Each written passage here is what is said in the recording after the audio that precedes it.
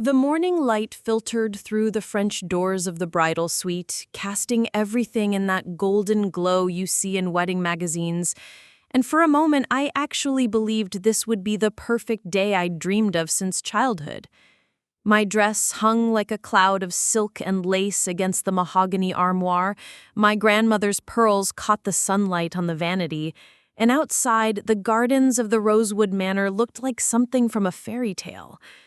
I'm Isabella Moreno, and in 3 hours I would become Isabella Blake, married to the man who made me believe in forever. Torres, my best friend since college, burst through the door carrying coffee and that infectious energy that always made everything feel possible. "Bella," she squealed, setting down the tray and grabbing my hands, "today is the day you've been planning for 2 years, and honey, you look absolutely radiant already." Her dark eyes sparkled with genuine joy, the kind of happiness that comes from watching someone you love find their person. We'd been through everything together: late nights studying biochemistry, failed relationships, family drama, and having her here felt like the missing piece clicking into place. Before we jump back in, tell us where you're tuning in from, and if this story touches you, make sure you're subscribed, because tomorrow I've saved something extra special for you. The door opened again, and my mother Camila entered, followed by my sister Sophia, both carrying garment bags and wearing those careful smiles that meant they were on their best behavior. "Mija," my mother said, her voice softer than usual. "The photographer wants family photos in 20 minutes, and the flowers just arrived: white peonies and garden roses, exactly what you wanted." She kissed my cheek, and for a moment I caught a whiff of her familiar perfume, the same scent that had comforted me through childhood nightmares and celebrated all my achievements. Sophia hung back near the door, stunning as always in her emerald bridesmaid dress that made her dark hair gleam like midnight. At 26, she'd inherited all of our mother's dramatic beauty, while I'd gotten Dad's practical features and analytical mind. "You look beautiful, Isa," she said quietly, and something in her tone made me look at her more carefully. Her smile seemed strained, her fingers twisted around the strap of her purse, and there were shadows under her eyes that makeup couldn't quite hide. "Everything okay, Soph?" I asked, but she just nodded quickly and moved to help Maya with the coffee. The next 2 hours blurred together in a whirlwind of hairpins and lipstick touch-ups, the photographer directing us through pose after pose, and my father, Daniel, pacing the hallway outside like an expectant grandfather instead of a man giving away his daughter. When it was time to walk down the aisle, I felt like I was floating, my hand tucked securely in Dad's arm as we moved toward Ethan, who stood waiting at the altar in his navy suit, his eyes never leaving my face. The ceremony was everything I'd dreamed of: intimate, heartfelt, with personal vows that made half the guests cry, and Ethan's voice breaking when he promised to love me through all of life's seasons. But it was during the reception that everything started to unravel, though I didn't realize it at first because wedding cake was supposed to be the sweetest part of the entire celebration. The 3-tiered masterpiece sat on the dessert table like an edible work of art, covered in cascading sugar flowers and delicate piping that had taken the baker hours to perfect. Ethan and I approached it together, his hand warm on my lower back as we picked up the silver cake server that had belonged to his grandmother. The photographer positioned us just right, guests gathered around with their phones ready, and Maya called out, "Make it sweet, not messy," from somewhere in the crowd. The first bite was everything it should have been: vanilla cake layered with raspberry filling and buttercream that melted on my tongue. But as I swallowed, something felt wrong. Not wrong enough to alarm me immediately, just a bitter aftertaste that seemed out of place, followed by a strange tingling in my mouth that I attributed to nerves and champagne.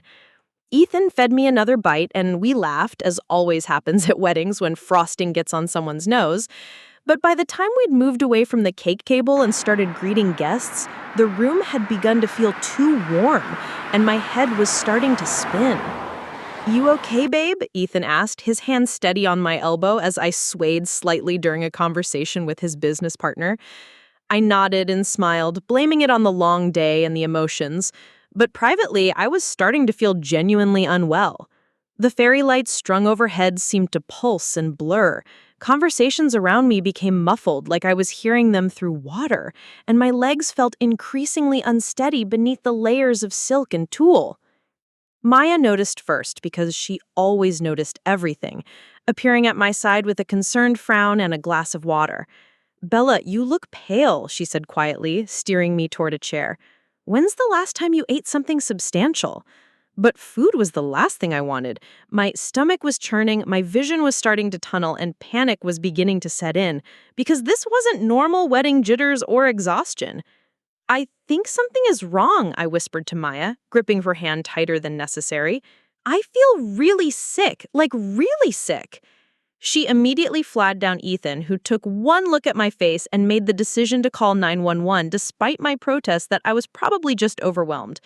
The paramedics arrived within minutes, taking my vital signs and asking questions about what I'd consumed, and it was Maya who mentioned the cake because she'd seen me eat it just before I started feeling ill.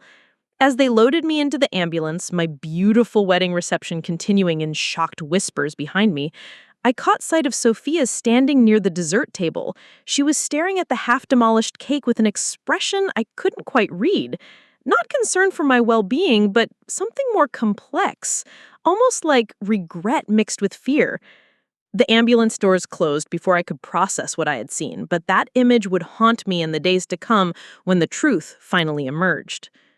The emergency room at St. Mary's Hospital was a harsh, fluorescent contrast to the romantic lighting of my wedding reception, all sterile whites and industrial beiges that made my elaborate dress look absurd. Dr. Martinez, a tired-looking woman in her 50s, ran test after test, while Ethan paced the small examination room like a caged animal, still wearing his wedding boutonniere, which somehow made everything more surreal. "The good news is that your vital signs are stabilizing," she said, reviewing my chart. "The bad news is that we found traces of benzodiazepines in your blood, specifically lorazepam, which isn't something you'd accidentally consume." Ethan stopped pacing, his face going white. "Someone drugged her?" he asked, his voice barely controlled. "At our wedding?" The doctor nodded grimly, explaining that the dosage wasn't life-threatening, but was certainly enough to cause the symptoms I'd experienced: dizziness, confusion, nausea, and disorientation. "We'll need to file a police report," she continued, "and I'd recommend having the cake tested if there are any samples left from the reception." Maya arrived at the hospital still wearing her maid of honor dress, her makeup smudged from crying, carrying my overnight bag and a fierce determination to get answers. "I saved a piece of the cake," she announced, pulling a carefully wrapped slice from her purse. "I had a feeling something wasn't right about how quickly you got sick, so I grabbed this before the caterers started cleaning up." She handed it to Dr. Martinez, who promised to send it to the lab immediately for analysis. "Who would do this?" I asked for the 100th time, my voice hoarse from being sick. Who would drug wedding cake? But even as I said it, pieces were starting to fall into place. Small things I dismissed at the time, but now seemed significant. The way Sophia had insisted on helping arrange the dessert table, claiming she wanted everything to be perfect for my special day. How she had volunteered to coordinate with the caterers about the cake cutting timing, something that seemed thoughtful at the time, but now felt suspicious. The police arrived while I was still in my hospital gown, Detective Sarah Chen and her partner Officer Rodriguez, both professional but clearly baffled by the circumstances. In 20 years on the force, I've never taken a statement from a bride who was poisoned at her own wedding, Detective Chen said, setting up a recording device. "Walk me through everything you remember from this afternoon, starting with when you first approached the dessert table." I recounted every detail I could remember. The photo session with the cake, the first few bites, the strange aftertaste I dismissed, and especially that last image of Sophia staring at the cake with that odd expression. "Your sister was involved with the cake setup? Did she have access to it before the reception began?" Ethan confirmed that Sophia had been at the venue early, claiming she wanted to help with last-minute details while I was getting ready. Maya pulled out her phone, scrolling through the photos she'd taken throughout the day. "Look at this," she said, showing us a candid shot of the reception setup. In the background, barely visible, was Sophia standing alone at the dessert table while the caterers were busy elsewhere. I took this around 2 o'clock, about an hour before guests started arriving. Detective Chen examined the photo carefully, asking Maya to email it to her immediately. I need to call my parents, I said, though the thought filled me with dread. How do you tell your family that someone at your wedding, possibly someone in your family, had drugged you? Ethan dialed their number, putting the call on speaker as it rang once, twice, 3 times, before my father's worried voice answered. Isabella? Mija, how are you feeling? The guests were so concerned when the ambulance came. Dad, I need you and Mom to come to the hospital, I said, trying to keep my voice steady. The doctors found drugs in my system. Someone put something in the wedding cake. The silence on the other end stretched so long I thought the call had dropped. Then my mother's voice came through, high and shocked. That's impossible! Who would do such a thing? Where's Sophia? I asked, though I wasn't sure I wanted to know the answer. Another pause. Then Dad cleared his throat. Sophia left the reception early, Mija. Said she wasn't feeling well and needed to go home. That was about an hour after you left in the ambulance. Maya and I exchanged glances. If Sophia had drugged the cake and watched me get sick, guilt might have driven her to flee the scene. My parents arrived at the hospital looking shaken and older than their years, my mother clutching her purse like a lifeline, while Dad's usually calm demeanor had cracked to reveal genuine distress. The police want to question everyone who had access to the cake, I told them, watching their faces carefully for any hint of recognition or guilt. Mom immediately became defensive. Surely you don't suspect family members. This must have been some stranger, someone who snuck into the reception. But Detective Chen was thorough, questioning my parents about Sophia's behavior during the wedding preparations, her relationship with Ethan, and any signs of jealousy or resentment she might have shown. Your daughter Sophia has always been supportive of Isabella's relationship? The detective asked, and I saw my parents exchange a look that suggested the answer wasn't as simple as they wanted it to be. Sophia has had some struggles lately, my father admitted reluctantly. She's been between jobs, having trouble with relationships. She's always looked up to Isabella, but sometimes I think she feels overshadowed. My mother shot him a warning look, but Detective Chen pressed for more details. Has she ever expressed romantic interest in Ethan? The question hung in the air like a loaded weapon, and I realized we were crossing into territory no family should have to explore. She had a crush on him when they first met, I said quietly, remembering how Sophia had flirted with Ethan at the family barbecue where I had introduced them 3 years ago. But that was before we started dating seriously. I thought she'd moved past it. Maya squeezed my hand, her expression grim. Bella, remember last month at your bachelorette party? Sophia got really drunk and made that comment about how some people don't deserve happiness. Preparing and narrating the story took us a lot of time, so if you are enjoying it, subscribe to our channel. It means a lot to us. Now back to the story. The memory hit me like a physical blow. Sophia, wine-flushed and bitter, muttering about how life wasn't fair, how some people got everything handed to them while others had to watch from the sidelines. At the time, I'd assumed she was talking about her job situation or maybe some guy who'd rejected her. Now, with the clarity that comes from betrayal, I realized she'd been talking about me, about my relationship with Ethan, about the life I was building that she wanted for herself. Detective Chen closed her notebook and stood up. We'll need to speak with Sophia as soon as possible. Do you have her current address? As my parents reluctantly provided the information, I felt something fundamental shift inside me. The innocent trust that family means safety, that sisters protect each other, that love should never be weaponized. By the time the detective left, promising to call with updates from the lab results, I knew that regardless of what the tests revealed, my relationship with my sister would never be the same. 2 days after my ruined wedding, I sat in my apartment, still wearing pajamas at 3 in the afternoon, staring at the untouched stack of thank you cards that should have been filled with gratitude for beautiful gifts and perfect memories. Instead, I was waiting for Detective Chen to call with the lab results from my cake sample, and Ethan was fielding calls from vendors asking about postponed honeymoon arrangements and concerned relatives who'd heard fragments of the story through the family gossip network. Maya had appointed herself my personal security detail, showing up every few hours with food I couldn't eat and updates from her cousin Liam, who worked at a private testing lab. The hospital results were preliminary, Maya explained, settling onto my couch with 2 cups of tea. But Liam says if someone really did drug that cake, a proper analysis will show exactly what was used, how much, and potentially even fingerprints if whoever did it wasn't careful. She paused, studying my face. Bella, I know this is horrible to think about, but have you considered that maybe Sophia didn't just want to make you sick? What if she was planning something else? The thought had been lurking in the back of my mind like a poisonous seed, but hearing Maya voice it made everything worse. Like what? I asked, though I suspected I knew where she was going. Think about it, Maya continued gently. You get drugged, you're incapacitated. Ethan is worried and confused, and your caring sister Sophia steps in to help take care of you. Maybe offers to drive you home. Maybe suggests Ethan should go rest while she watches over you.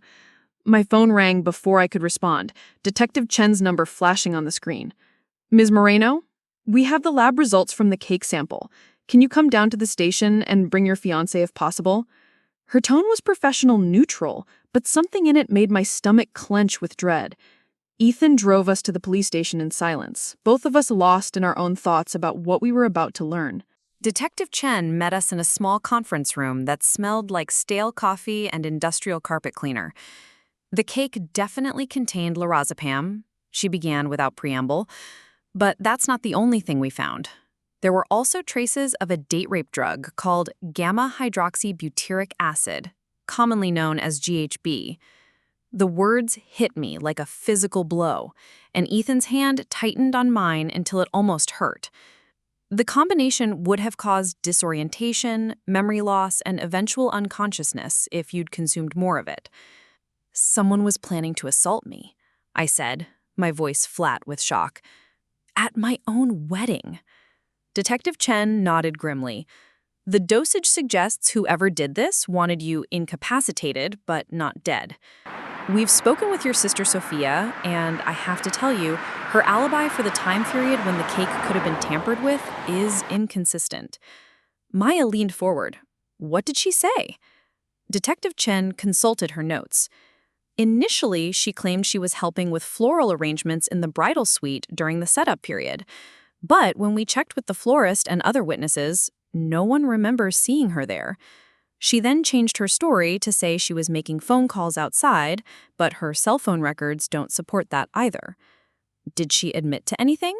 Ethan asked, his voice tight with controlled anger. She denied any involvement, but she became very agitated when we mentioned the drug combination. She also asked specifically whether you'd mentioned her name to us, which struck us as odd. Detective Chen paused, choosing her words carefully. Mr. Blake, I need to ask you directly, has Sophia ever made inappropriate advances toward you or expressed romantic interest? Ethan was quiet for a long moment, and I realized he was remembering things he'd dismissed or rationalized away. She's always been very friendly, he said slowly, maybe too friendly sometimes. At family dinners, she'd sit next to me, find excuses to touch my arm when she talked. Isabella always said that was just Sophia's personality, that she was naturally affectionate. What else? Detective Chen prompted, and I could see Ethan struggling with whether to voice his suspicions.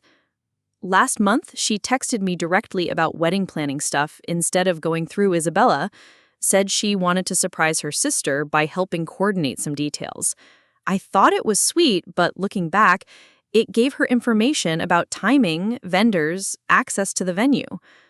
My phone buzzed with a text message, and when I looked at the screen, I felt the blood drain from my face. It was from Sophia. Isa, I heard you're talking to the police about me. We need to talk before you say something you'll regret. I have information about Ethan you might find interesting. Maya read the message over my shoulder and immediately grabbed the phone. Don't respond to that, she said firmly. Show this to Detective Chen right now. This could be considered intimidation of a witness, Detective Chen said after reading the text. We're going to need to bring Sophia in for formal questioning, and I'd recommend you consider getting a restraining order. She paused, looking between Ethan and me. There's something else you should know. We ran a background check on your sister, and she has a sealed juvenile record. Without a court order, I can't tell you details, but there were issues with inappropriate behavior toward male authority figures when she was in high school. The pieces were clicking together now, forming a picture that made my skin crawl. She's done this before, I said, more statement than question. Detective Chen nodded. We're working to unseal those records, but it's a process. In the meantime, I want you both to be very careful. Someone who would drug a wedding cake and potentially plan an assault isn't going to give up easily. As we left the police station, my phone rang again, my mother's number this time. Isabella, mija, what's happening? Sophia is here crying, saying the police think she poisoned you. This is insane. She's your sister. She loves you. But for the first time in my life, I found myself questioning everything I thought I knew about love and family loyalty. Mom, the lab confirmed there were drugs in the cake. Someone put them there, and Sophia can't account for her time when it happened.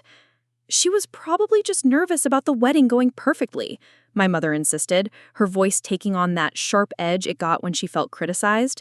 You know how she wants to please everyone. This is a misunderstanding that's getting blown out of proportion. But I could hear something in her tone that suggested even she wasn't entirely convinced by her own words. Ma'am, I heard Detective Chen say in the background. Apparently she was calling from the station. We need Sophia to come in voluntarily for questioning. If she doesn't, we'll have to obtain a warrant. The call ended abruptly, and I looked at Ethan, seeing my own exhaustion and disbelief reflected in his face. How do we come back from this? I asked him as we sat in his car outside the police station. How do we plan a life together when my own sister may have tried to drug me so she could assault you and steal you away? Ethan pulled me close, his arms solid and warm around me. He said, we get through it one day at a time.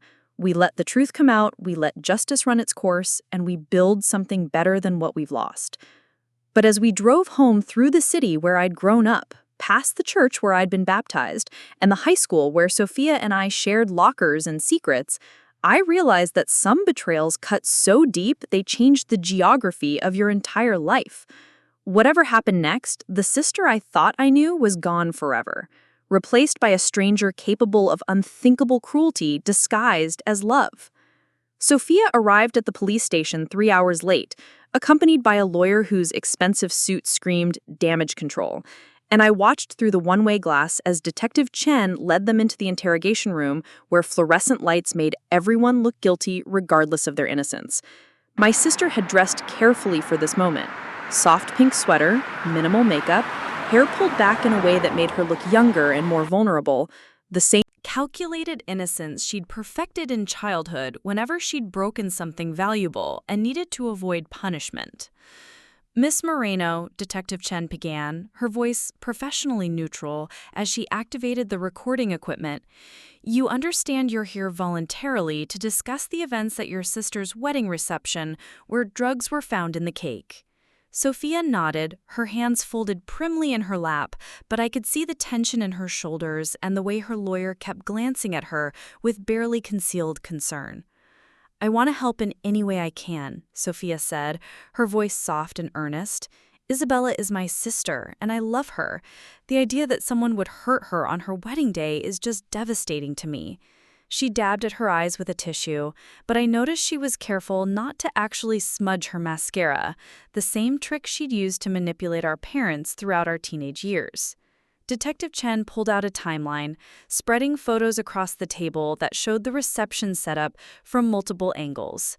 These are surveillance photos from the venue's security cameras, she explained, pointing to timestamps.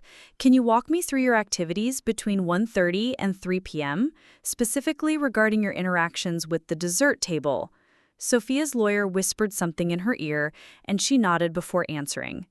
I was helping coordinate details because I wanted everything to be perfect for Isa, Sophia said, but her voice had lost some of its earlier confidence. I checked on the cake several times to make sure it hadn't been damaged during transport, and I might have adjusted some of the decorative elements around the base. Detective Chen made notes, her expression giving nothing away. Did anyone see you making these adjustments? The question hung in the air like a trap, and I watched Sophia's face as she realized the surveillance cameras had captured more than she'd anticipated. I'm not sure, she said carefully. People were busy with other setup tasks.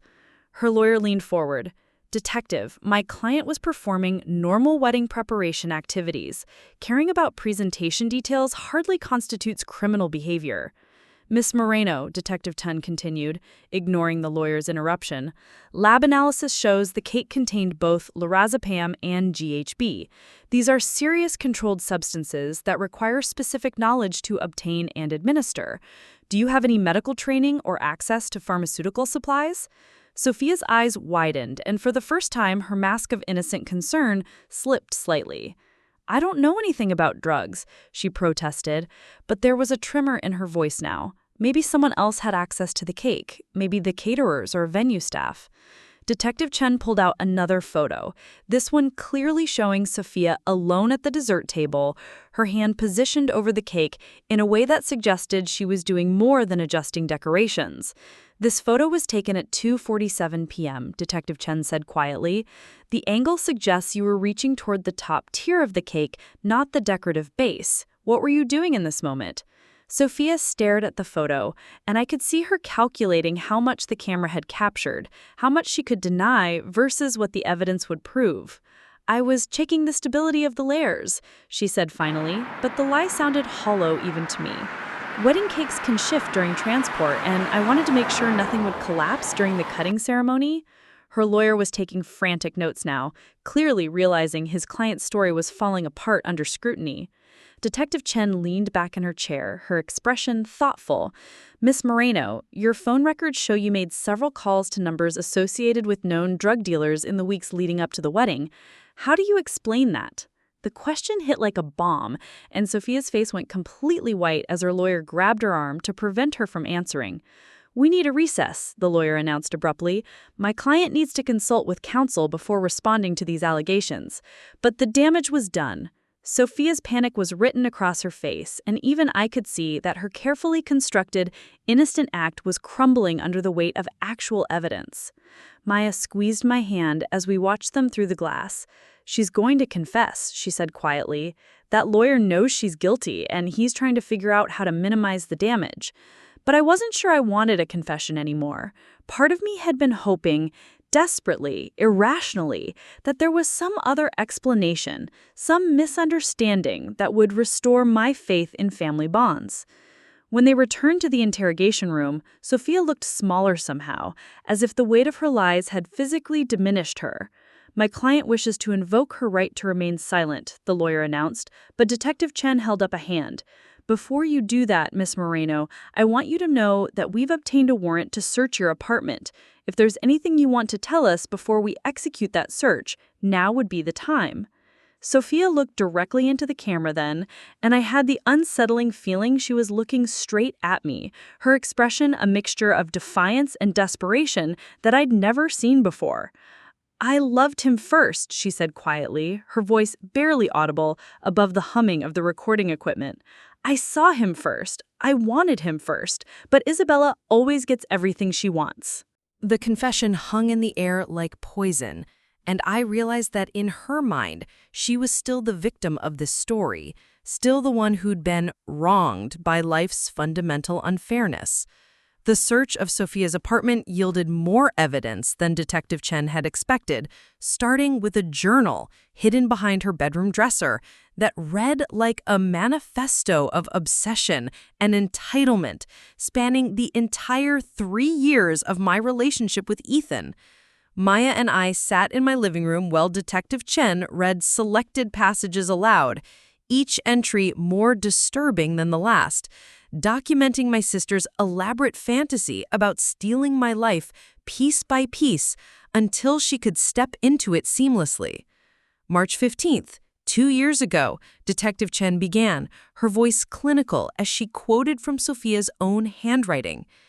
Isabella doesn't appreciate what she has with Ethan. She's always working late, always putting her career first, while I would make him the center of my universe, the way a real woman should.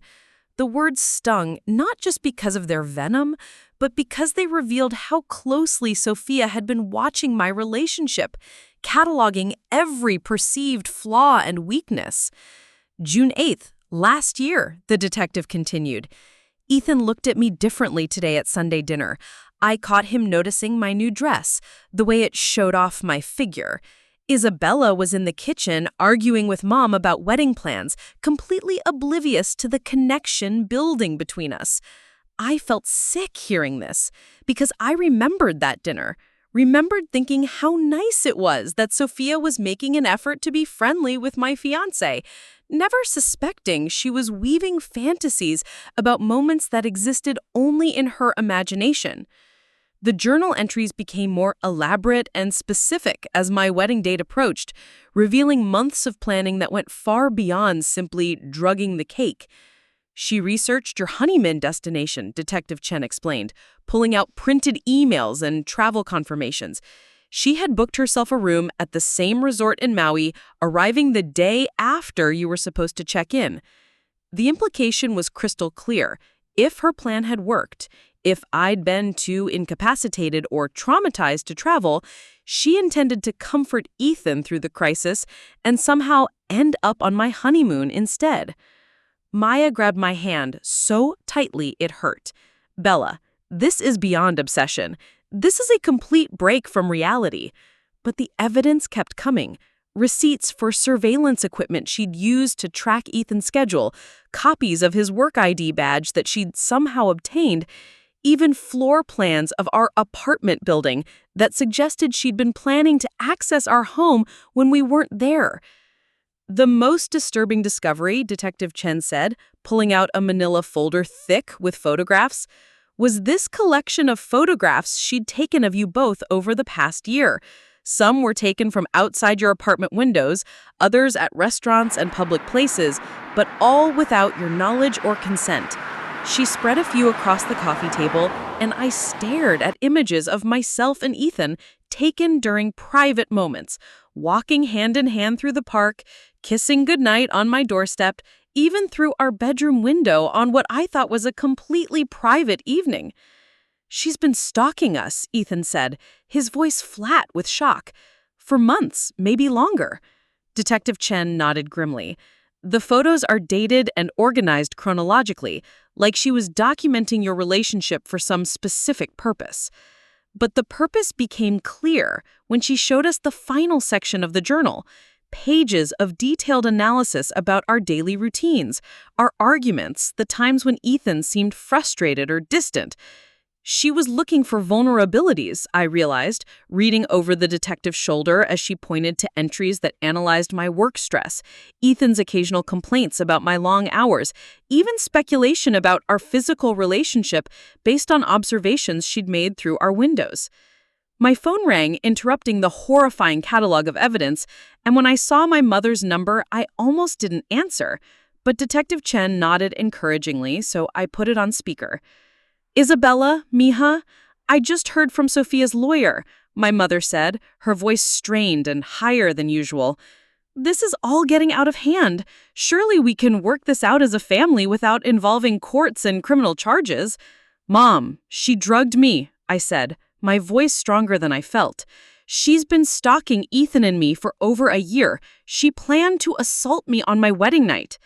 The silence on the other end stretched so long, I thought the call had dropped. Then my mother's voice came back, smaller and more uncertain. "There has to be some explanation, some misunderstanding." "Mrs. Moreno," Detective Chen interjected, "we have extensive physical evidence of premeditation and criminal intent. This isn't a family misunderstanding. This is serious criminal behavior that could have resulted in sexual assault or worse." Another long pause, then my mother's voice again, this time with an edge of desperation I'd never heard before. "She's pregnant," my mother said quietly. "Sophia is pregnant, and she says it's Ethan's baby."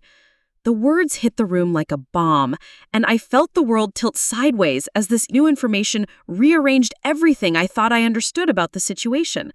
Maya grabbed my other hand, her eyes wide with shock, while Ethan went completely white and sank into the nearest chair.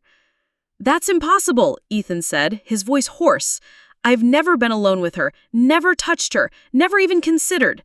But even as he said it, I could see him running through his memories, wondering if there was some moment of blackmail or manipulation he'd forgotten, some opportunity Sophia might have created without his knowledge or consent. Detective Chen was already making notes, her expression grim. When did she tell you about the pregnancy? How far along does she claim to be? My mother's answers were vague and evasive.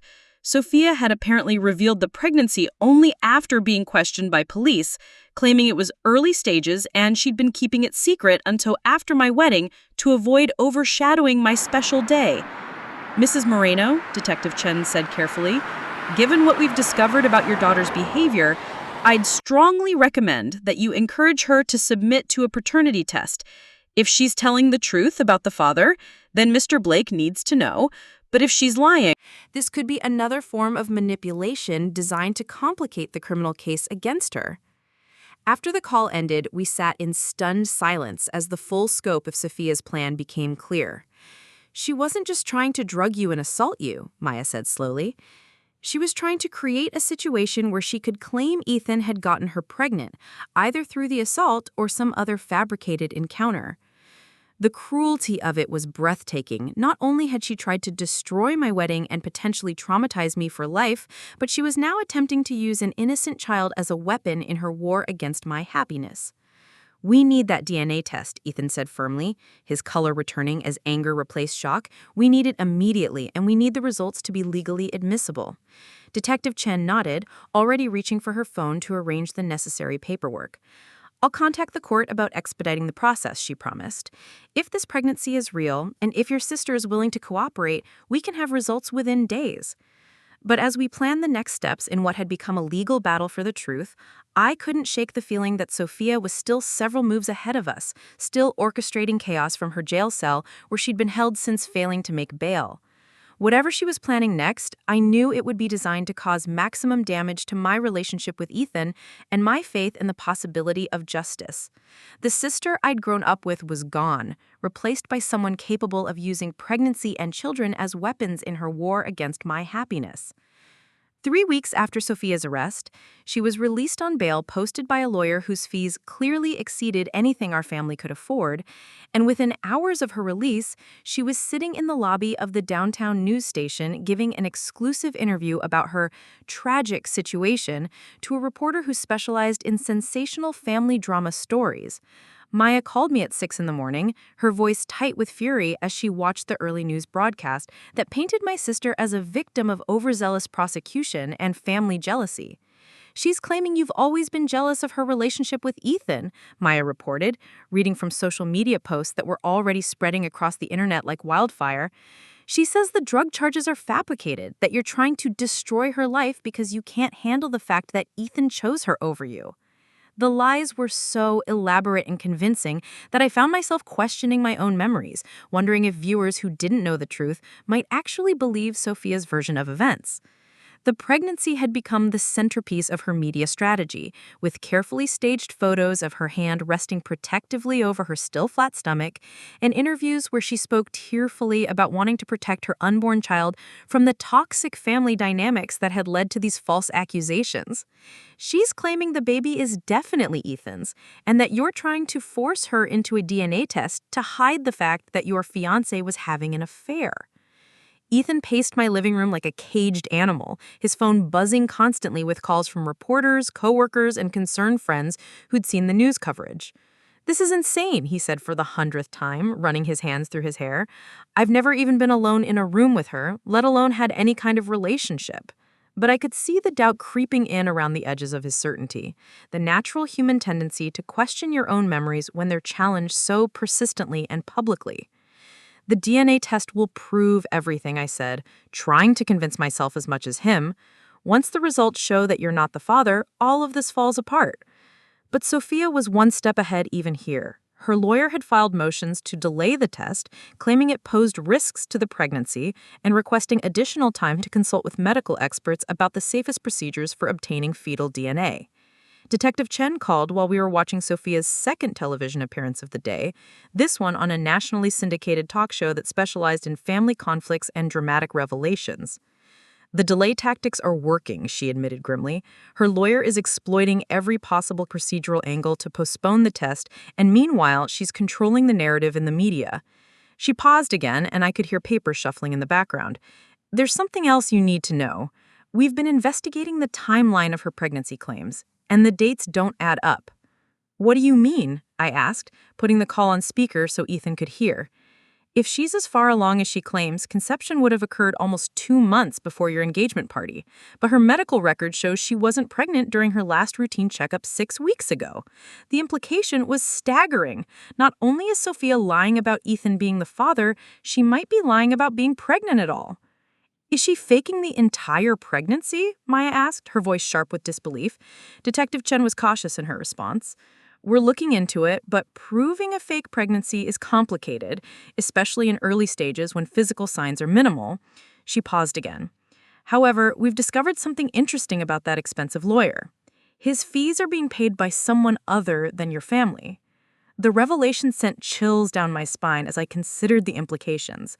Someone is funding her legal defense, I asked? Someone who wants to see this case delayed and complicated? Detective Chen confirmed that the payments are coming through a shell company, making it difficult to trace the actual source. But the amount suggested someone with significant financial resources was invested in helping Sophia avoid consequences for her crimes. Who would do that? Ethan wondered out loud. Who benefits from destroying our relationship and protecting Sophia? But even as he asked the question, I was remembering details from our engagement party. Older man who'd seemed overly interested in talking to Sophia. Business cards exchanged with people I didn't recognize. Conversations that stopped abruptly when I approached. Maya pulled out her laptop and started searching through the photos from that night, zooming in on background figures and comparing faces to local business directories and social media profiles. "Look at this," she said, pointing to a photo of Sophia deep in conversation with a man in an expensive suit who I vaguely remembered as someone's plus one, Robert Hastings. He owns a chain of upscale restaurants and has a reputation for inappropriate relationships with much younger women. "You think Sophia was having an affair with a married businessman?" I asked, studying the photo more carefully. "And now he's paying for her legal defense to keep his name out of the scandal?"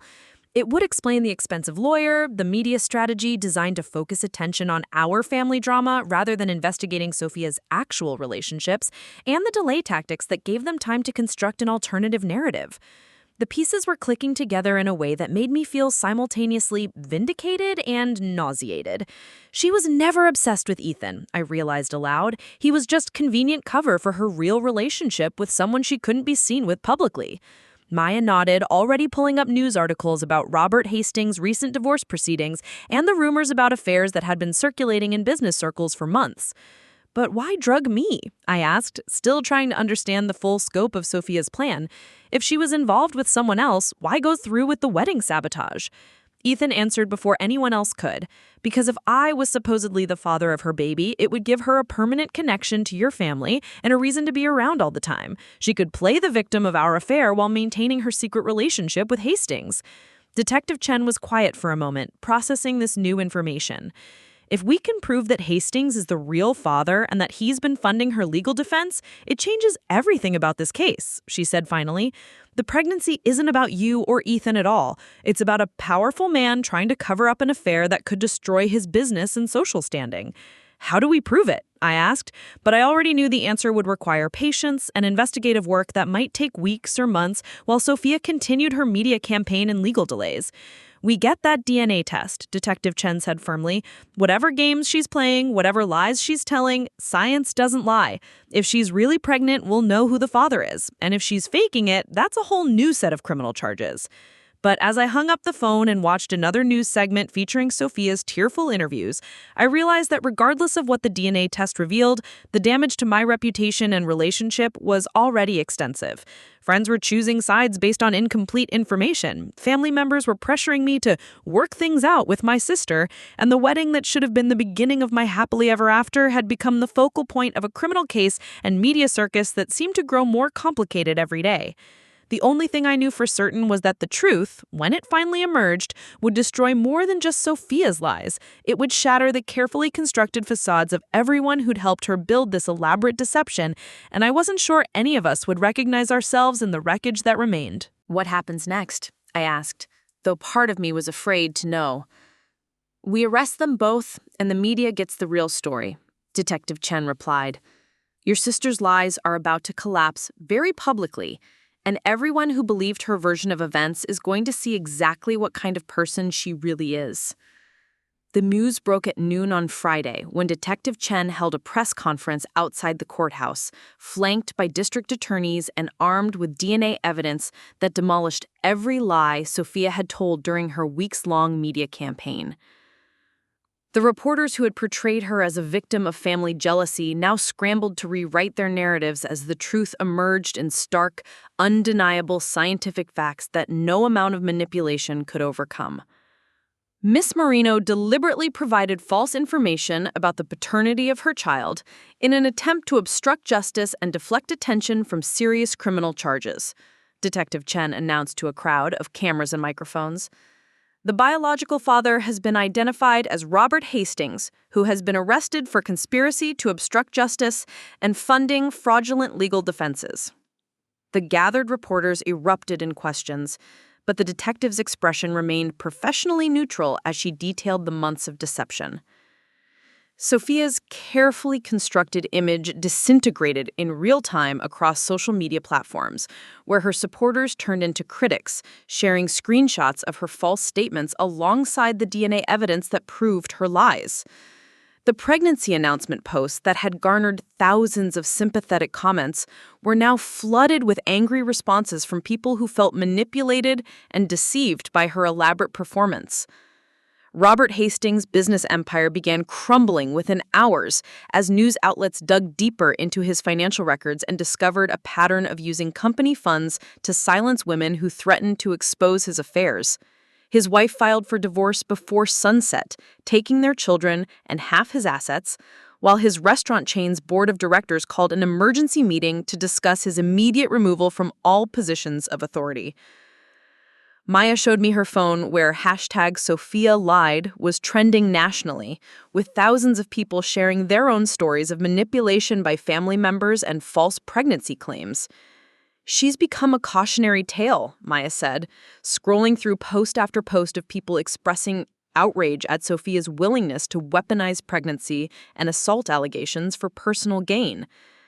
My parents called that evening, my mother's voice smaller and more broken than I'd ever heard it. "We're so sorry, Mija," she whispered through tears.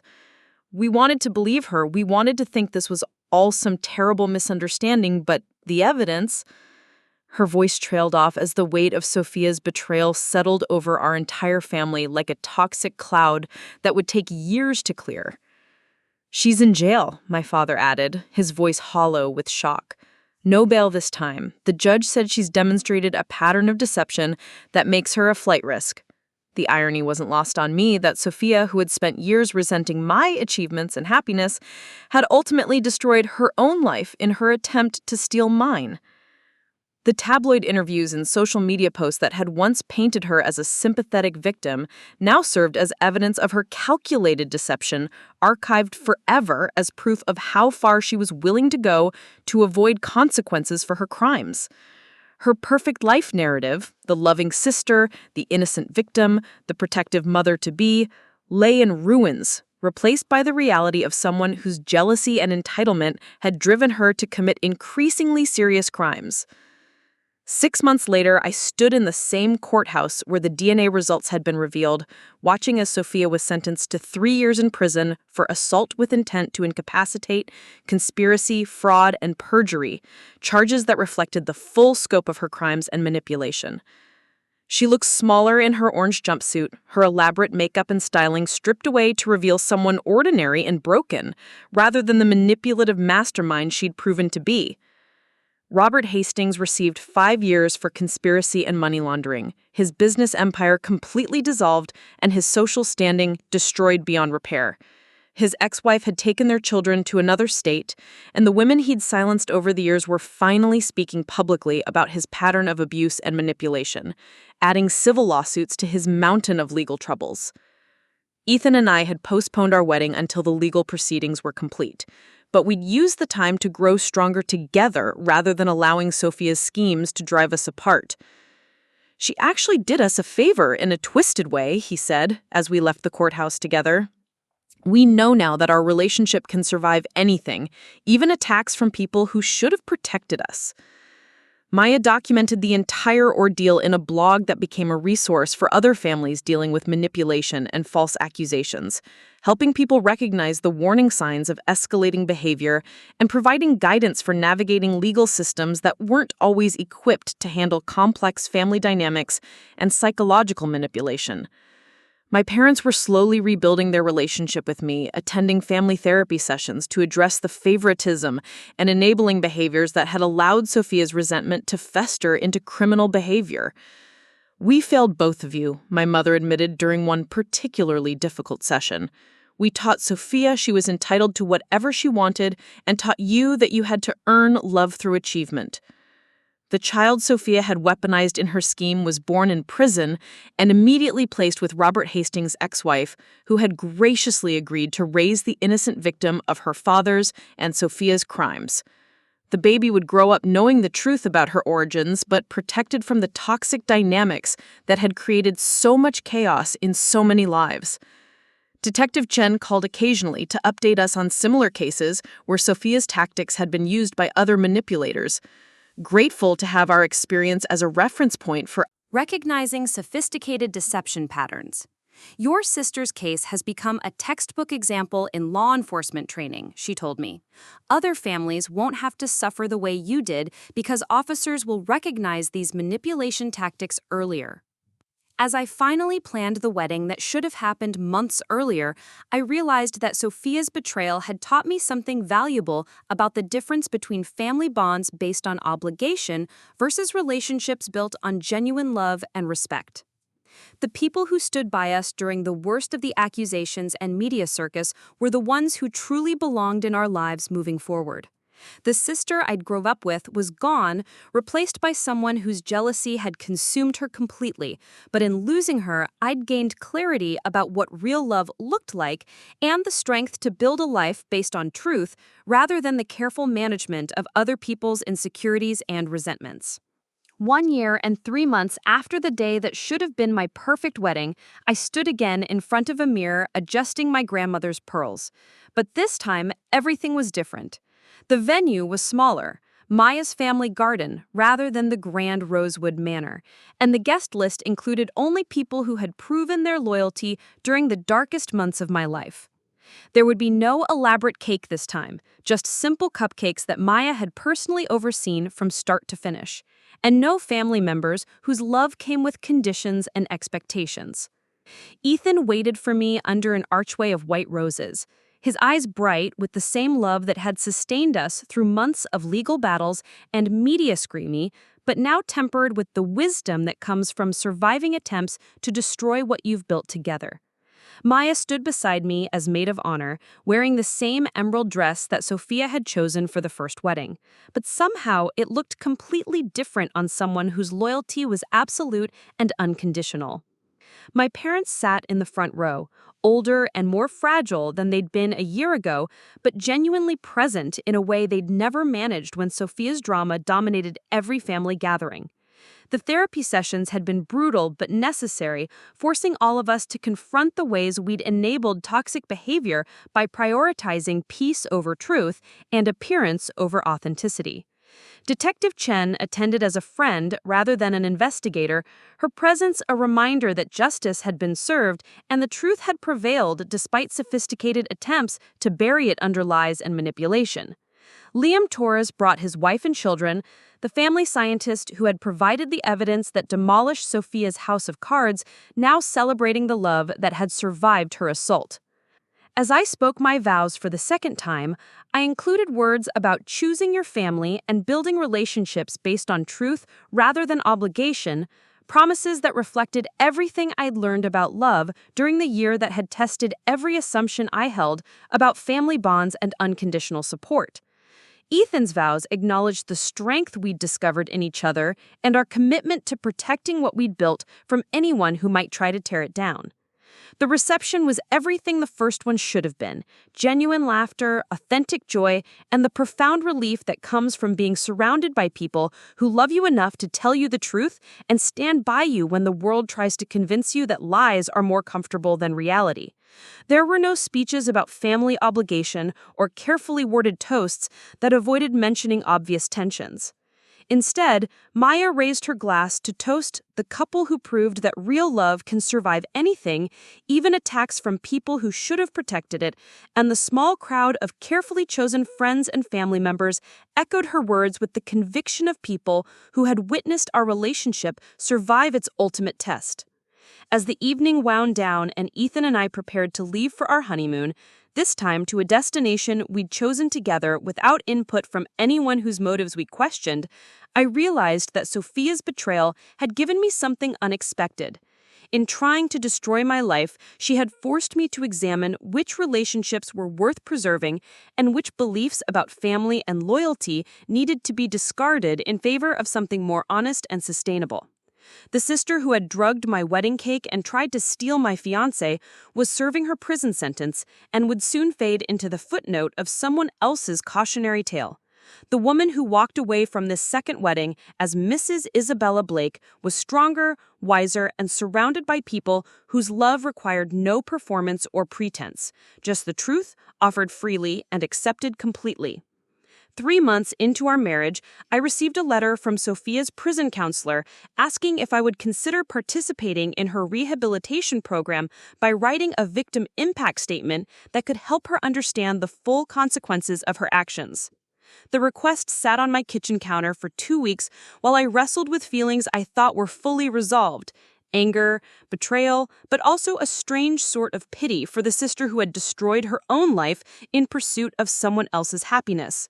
When I finally wrote the letter, it wasn't the angry condemnation I'd expected to pour onto paper. Instead, I found myself writing about the childhood we'd shared, the moments when Sophia had been genuinely loving and protective, and the sadness I felt knowing that her jealousy had consumed all the good parts of who she used to be. I hope you find peace with yourself, and I hope the child you brought into this world never learns to measure her worth by comparing herself to others, I wrote in closing. Ethan found me crying after I sealed the envelope, not from grief, but from the profound relief that comes with finally letting go of anger that had been poisoning my own happiness. "You don't have to send it," he reminded me, but I knew I needed to, not for Sophia's sake, but for my own peace of mind and the future we were building together. 6 months later, Maya called with news that Sophia had been denied parole, but had earned her GED and was training to become a paralegal, skills she hoped to use helping other women navigate legal systems after her release. The irony wasn't lost on any of us, that the sister who had weaponized the legal system for her own deception was now learning to use it constructively, though I doubted our paths would ever cross again. The child Sophia had used as a pawn in her schemes was thriving with Robert Hastings' ex-wife, growing up in a stable home with siblings who would never know the toxic dynamics that had shaped her biological parents' choices. Sometimes I wondered if she would inherit any of her mother's capacity for manipulation, but mostly I hoped she would be raised with the emotional honesty that might have prevented Sophia's descent into criminal behavior. On quiet evenings, when Ethan and I talked about starting our own family, we often discussed the lessons we'd learned about raising children who felt secure enough in their parents' love that they wouldn't need to steal happiness from others. We wanted to build something better than what either of us had experienced growing up, a home where success was celebrated rather than resented, where love was given freely rather than earned through performance. The wedding cake that had nearly destroyed my life became a strange sort of catalyst for discovering who I really was beneath the people-pleasing daughter and conflict-avoiding sister I'd been trained to be. In losing Sophia, I'd found myself, and in nearly losing Ethan, I'd learned what love looked like when it was tested by the worst possible circumstances and emerged even stronger.